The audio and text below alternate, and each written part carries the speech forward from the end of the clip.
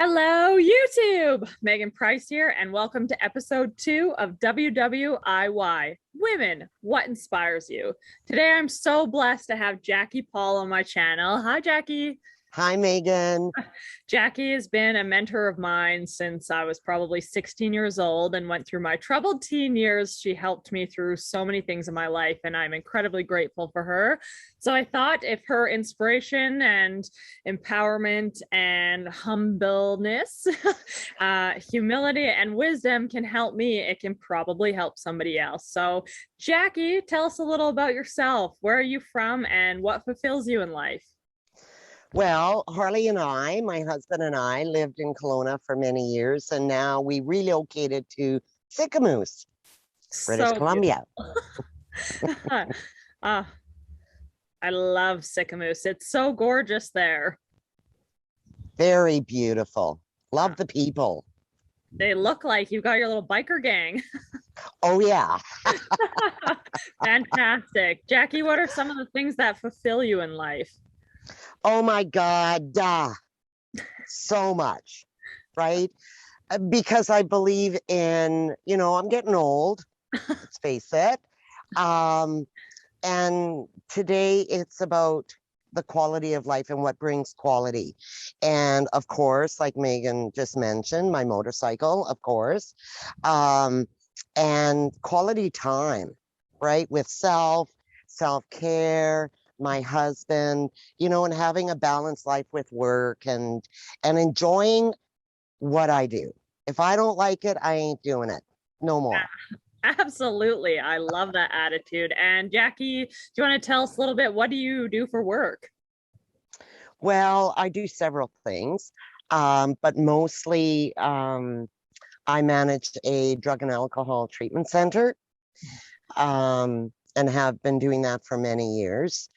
And we have my little side business in Sicamous, and yeah, I do virtual treatment for people that need help, that can't attend treatment. So that's all done virtually as well. Oh, so amazing. You help so many people. It's such an incredible journey to see. And just the amount of people you've helped has been absolutely inspirational. If anyone's looking for a place to stay, Jackie has a little Airbnb in Sicamous. Absolutely gorgeous.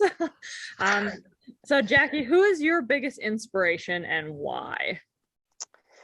I think the women that have come before me for recovery, that were there when I had to go through my journey, saved my life. Yeah. Right? Those are the people that, and the women that held me up when I couldn't stand up on my own. Oh, that's so incredible. And Jackie, how many years of sobriety do you have? 31. 31. Oh, that is so incredible. Wow. That is a miracle, honestly, and pretty big inspiration and hope for people that are trying to get on the same journey as you. So that is just so cool to me. Hopping into our next question, what is a hardship that you faced in your life and how did you find the resiliency to kind of face it? And Megan, I love that question. That's a beautiful question because through my journey and being raised the way that I was raised, created a lot of trauma that I didn't even know I had, right?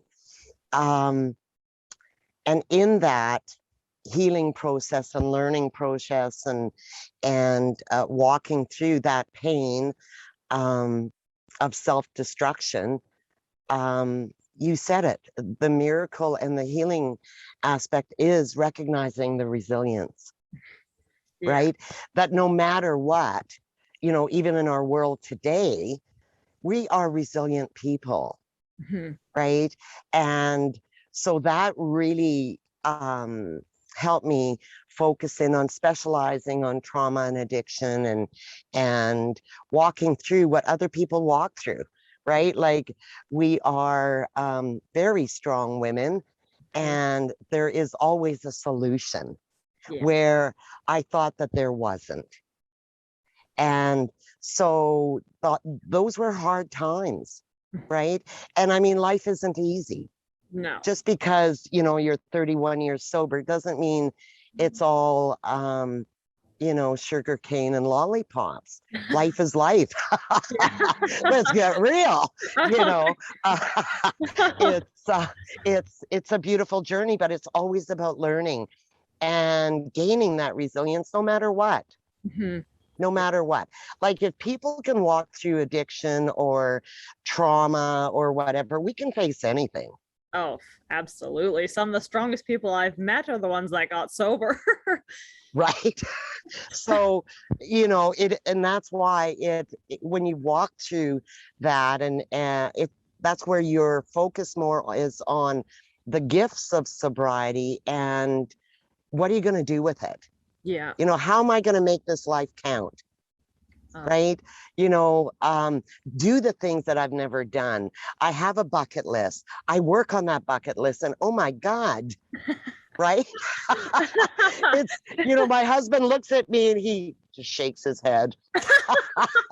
I mean, that's what a bucket list is all about, though, doing things others might not do. Especially my husband. Yeah, Harley will go fishing. That seems good. Oh my goodness, that is so amazing. So, do you have any one time in specific that you can think of a hardship that you went through, or just your whole general coming to the terms, I guess, of hitting rock bottom and finding sobriety? Well, yeah. Like, I mean, addiction is, for me, alcoholism brought me to the place where the doctor, when I was hospitalized, said to my twin, your sister's going to die and there's nothing we can do about it. And I was 32 years old. Oh my gosh, that's right? powerful. So nothing happened until that absolute moment where I knew deep down inside that I couldn't live on this planet the way I was. Yeah. And back in the day up north, when I made the call, because alcohol no longer worked. Yeah. And I made the call and a woman came over and there was no treatment centers up there. And she stayed with me for 7 days. Wow. And that began the journey. And thank you, God. So, you know, like it's like the same thing that you're doing, Megan, is what this woman did with me. So there's no treatment centers. It's about sharing the message. And if I share the message, I get well. So what she used to do with me, and I'm talking, my eyes are yellow, I'm bloated like a balloon. And she's saying, you're coming with me and we're going to the reservation. And I'm going, I don't understand what I'm doing here. Right. And the women, I watched her show and share experience, strength, and hope. And these women saw that. So this empowering that you're doing today is what this whole life is all about, helping one another. Yeah. Right? Sharing that experience, strength, and hope. And that's why I say those women that came before me are the people that are my mentors and will always be in my heart, because without them, there is no me. Oh my gosh, what an incredible story, honestly. It's so beautiful that you can turn something so ugly, for lack of a better term, such as addictions, into something so beautiful. And I truly believe as well that life is about helping other people in some way or another. And you are a prime example of somebody who has turned her life around, and all you do is help other people. And look at you now, badass riding a motorcycle, preaching the program, you know, helping all these women. It is just, it's so cool to see. To be able to have been part of your life and your journey is really incredible. So I'm very happy to have you here. You know, you've come, you know, like, and that's the thing, those memories of years ago when you were 16 years old and having you Oh at the boy. farm. Yeah. Right? But, you know, even then, it was what we're talking about right now, all about sitting, one woman talking to another, going, you're okay and you will be okay. Yeah, you have to truly believe that though, and have some kind of faith in whatever you believe in, that you will be able to do it, because it's a tough journey, but it's absolutely worth it. Absolutely. So, Jackie, what are some of the things that you do, maybe even on a day-to-day basis, to just stay inspired? You know, my job in my world is to make me happy. It's nobody else's job, right? And that's why I say, if I don't like it, I ain't doing it. Yeah. So it's about, you know, like I always make plans and I don't plan the outcome.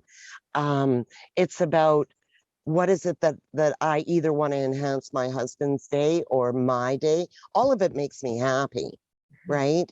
Um, you know, the work that I do is very fulfilling. But my job is to, what do I want today? How do I want my quality of life to be today? And it may be just checking out and just having a self-care day, or Yeah. just getting on the bike or whatever, right? It's after being through so much abuse, of self-abuse and abuse by others, and you find that you're okay, or I'm okay with me, that I matter to me, I take that to the bank. Yeah. Right? Like I do come first in my world because I matter. Yeah. All those years I didn't matter. And so it's what you know fills my heart. It may be other people in that day, or it may be, you know, it's time to look after Jackie, or it's time to spend some time just to be in my skin, right? Because addiction is about being out of my body. I can't stand it. Yeah. And today I love it. How could you not? Look at that tan skin and blonde hair. Looking great. Oh my God. Yeah, my body's 63, my head's 22. Hey, I love it. That's where that mental stump was when you started. Right?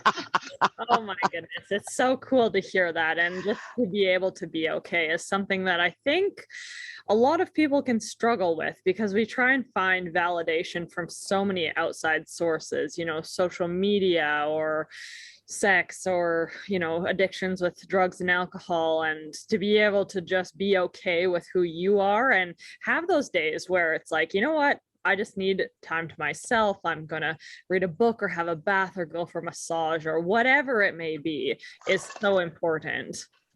Well, and that's just it, Megan. You said it just so perfectly. It is about anything on the outside to fill this and make this feel better.